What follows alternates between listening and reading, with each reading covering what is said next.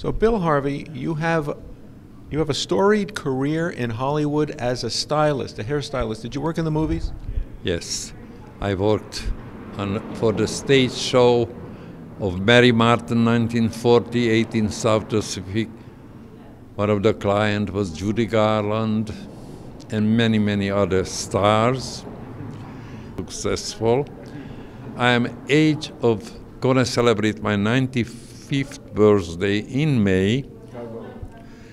What do you think about, you work at the Museum of Tolerance, U.S. Holocaust Museum, or L.A. Holocaust Museum? LA Holocaust, I work at LA Holocaust Museum. The Museum of Tolerance, I lecture there every single week. My lecture is so successful. Yes. I had received over 1,100 letters from people. Students? Students. I had teachers? 2 student teachers. I was invited to the John Marshall High School in the Los Feliz district. I spoke 2 hours to high school students, 16-year-olds, and one of the young ladies, I received many, many letters from them. One of the young lady, a 16-year-old young lady, her name was Martinez, wrote me a 3-page letter, and she explained to me how much hatred she had all her life because her father was a very abusive person who abused her mother. And after my lecture, how I changed her life, I have this letter, 3-page. She was here tonight. I invited her and the school teacher, Mrs. Zarati, also works for the John Marshall High School. I can ask you, when you came to Hollywood, was it acceptable to be known as Jewish? Well, I mean, if they had any discrimination against Jews or anything, it wasn't in such a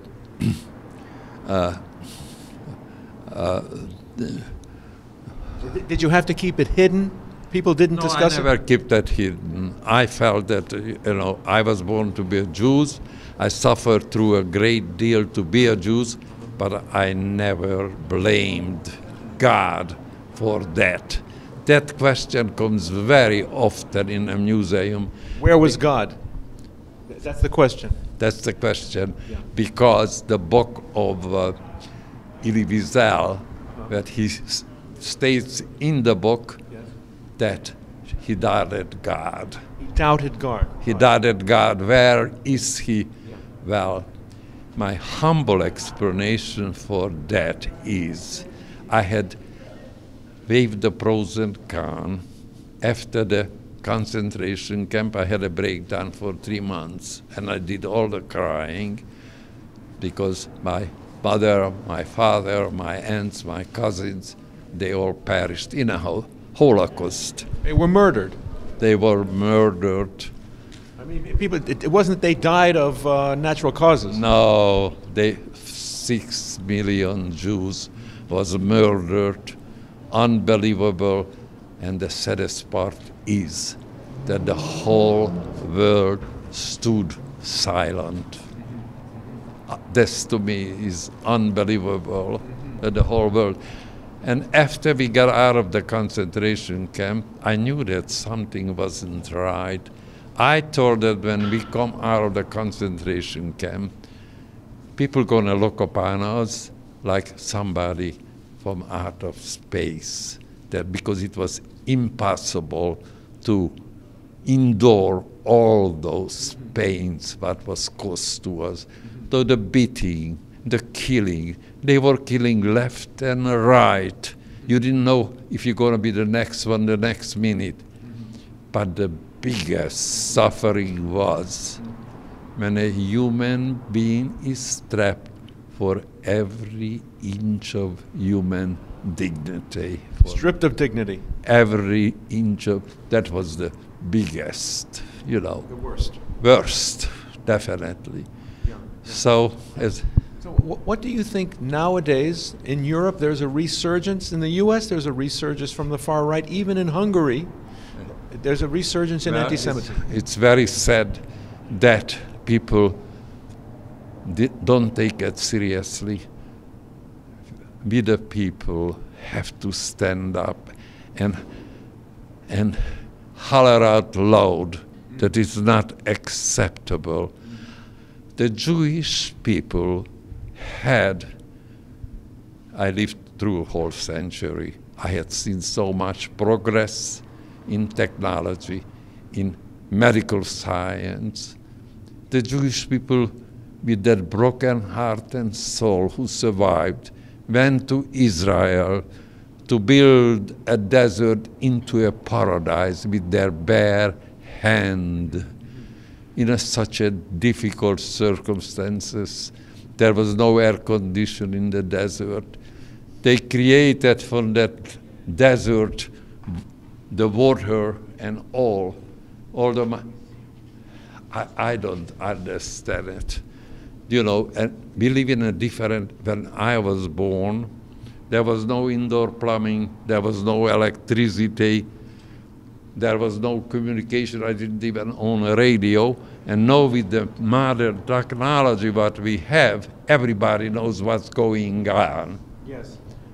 Before the Second World War, the dominating power in Europe was not America, it was Great Britain and France. And when Hitler, I was 12 years old, when I heard Hitler speak on the radio to the world, and he said, I'm going to kill every Jew in this world. If I don't succeed to kill every Jew in this world, I make it sure the one who remains alive, never going to be happy, doesn't matter what part of the world they're going to live in, because they going to lose some member of their family. And in the end, he said, why? There is no why. The Jews are guilty when they born. Can you imagine? 12 years old, life was tough as it was. My mother had raised 6 children, educated 6 children all by herself. And to hear that, I worked since I was age of 7. I rise from wreck to riches. But as I said, the best part of my life is to help other people speak up loud. At that time, as I said, the dominating power was not America, it was Great Britain. Neville Chamberlain made the biggest mistake ever was done. Thinking he could avoid war in the long term. They could have stopped war just like that. And you're from Czechoslovakia? I was born in the Czech Republic under the president of Garrick, 1924, under the president of Garrick Tamás Masaryk.